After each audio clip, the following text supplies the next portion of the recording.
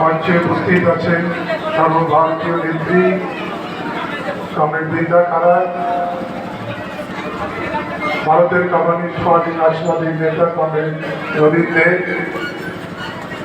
আমাদের পশ্চিম মেদিনীপুর জেলার বামফ্রন্টের আহ্বায়ক এবং ভারতের কমিউনিস্ট পার্টি মার্ক্সবাদী জেলা সম্পাদক কমরেড সুশান্ত ঘোষ, উপস্থিত আছেন জাতীয় কংগ্রেসের নেতা কমরেড শ্যামল ঘোষ, কমরেড বুদ্ধদেব ভট্টাচার্য, উপস্থিত আছেন ভারতের কমিউনিস্ট পার্টি মার্ক্সবাদী নেতা কমরেড তাপস সিনহা, গীতাদি, আমাদের আনোয়ার সাহেব সহ বামফ্রন্টে অপরাপর ব্যক্তিবৃন্দ, বন্ধুগণ, মা ও বোনেরা, আমি প্রথমেই ক্ষমা চেয়ে নিচ্ছি। আমাকে একটা পরে কর্মসূচি থাকার জন্য চলে যেতে হবে, তাই আমি দু চারটে নিবেদন করার জন্য আপনাদের কাছে উপস্থিত হয়েছি। আমাদের মূল বক্তা কমরেড বৃন্দা কারা, তিনি বিস্তারিতভাবে বলবেন। আগামী 25শে মে আমাদের এখানে সাধারণ নির্বাচন, এবং এই নির্বাচনে বাম এবং জাতীয় কংগ্রেসের প্রার্থী আমি এবং কমরেড সোনামণি টুডু আপনাদের কাছে উপস্থিত হয়েছি। আপনাদের কাছে আমাদের আবেদন, আমাদের কথা যারা বাড়িতে বসে শুনছেন, যারা রাস্তায় দাঁড়িয়ে শুনছেন, সবার কাছে আমাদের আবেদন, বাম এবং জাতীয় কংগ্রেসের পক্ষ থেকে এই নির্বাচন হচ্ছে ভারতবর্ষের আইনসভার নির্বাচন। এই নির্বাচন বিধানসভার নির্বাচন নয়, কিংবা পঞ্চায়েতের নির্বাচন নয়। কাদের জন্য দেশে আইন তৈরি হবে? ভারতবর্ষের শ্রমজীবী মানুষের জন্য কারা আইনসভায় লড়াই করবে? বেকারদের কর্মসংস্থান হবে কিনা? ভারতবর্ষের রাষ্ট্রীয় সম্পদ রক্ষা করা যাবে কিনা?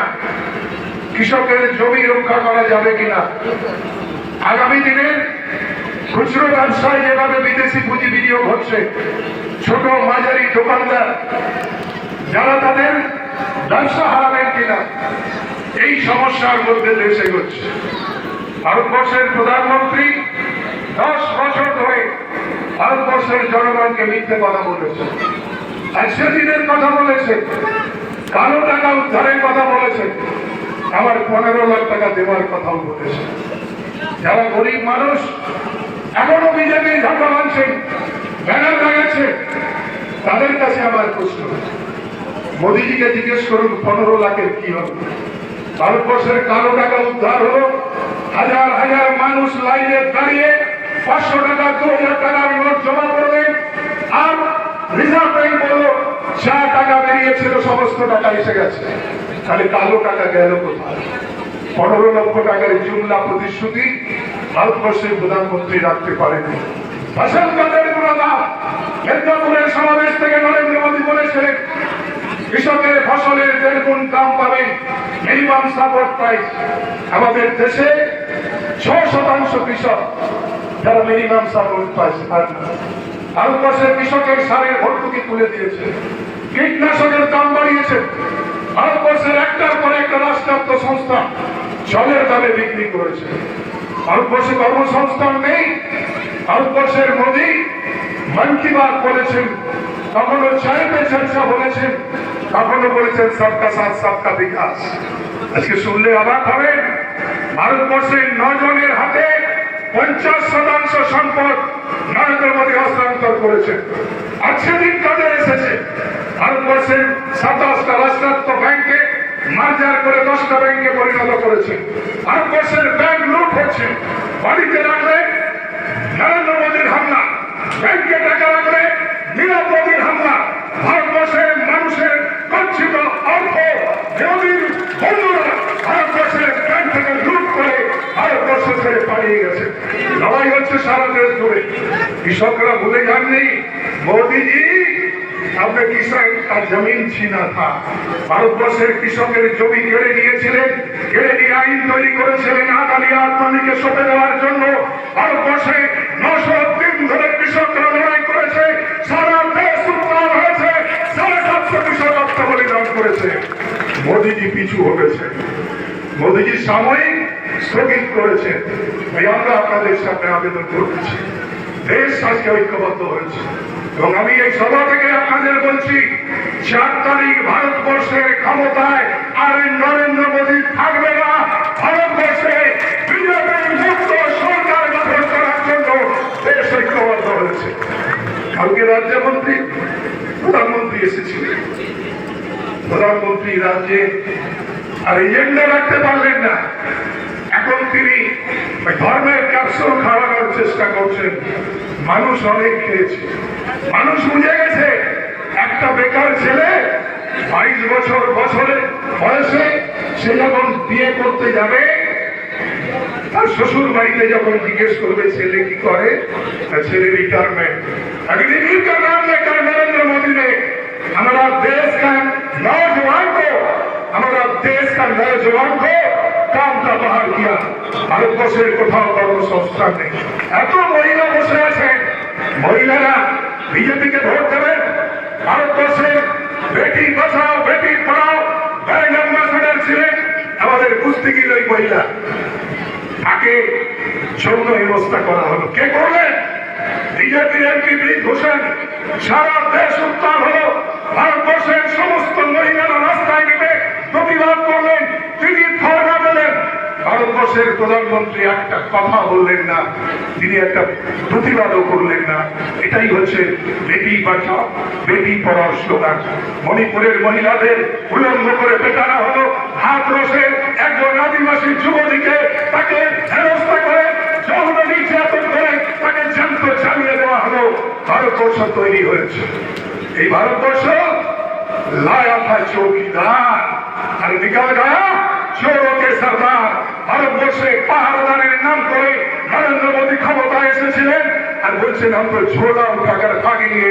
আপনাকে ছুরি দিয়ে ভারতবর্ষ ছেড়ে ভারতবর্ষের জনগণ তারা পালিয়ে যেতে দেবে না। যে লুট করেছে, যেভাবে ভারতবর্ষকে বিক্রি করেছেন, তার কৈফিয়ত আপনাকে দিতে হবে। দেশ তৈরি হচ্ছে, এই বিজেপিকে আটকাতে হবে। আমাদের লড়াই বাম জাতীয় কংগ্রেসের লড়াই বিজেপি এবং তৃণমূলের বিরুদ্ধে। তৃণমূলকে দিয়ে পশ্চিমবঙ্গে আপনি বিজেপিকে আটকাতে পারবেন না। তৃণমূল আর বিজেপি এরা একে অপরের পরিপূরক। একই ফুলে দুজন মধু খায়।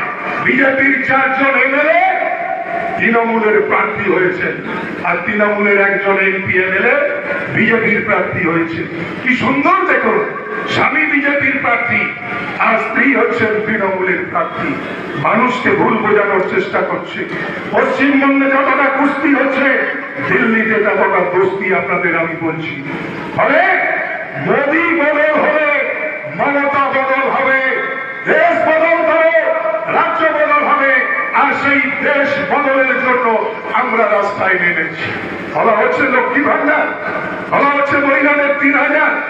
আমরা বামপন্থীরা, আমরা জাতীয় কংগ্রেস, আমরা আইনসভায় লড়াই করব যে 1000 টাকার সামাজিক প্রকল্প আমার চাই না। আমার 3000 টাকার সামাজিক প্রকল্প চাই না।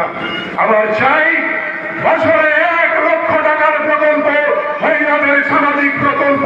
সেই প্রকল্পের জন্য লড়াই হবে। 100 দিনের কাজ যারা বন্ধ করে দিলেন, আপনার আইনসভা থেকে কাজ আদায় করেননি। বামপন্থীরা করেছিল 2005 সালে মনমোহন সিংয়ের সরকারের কাছ থেকে।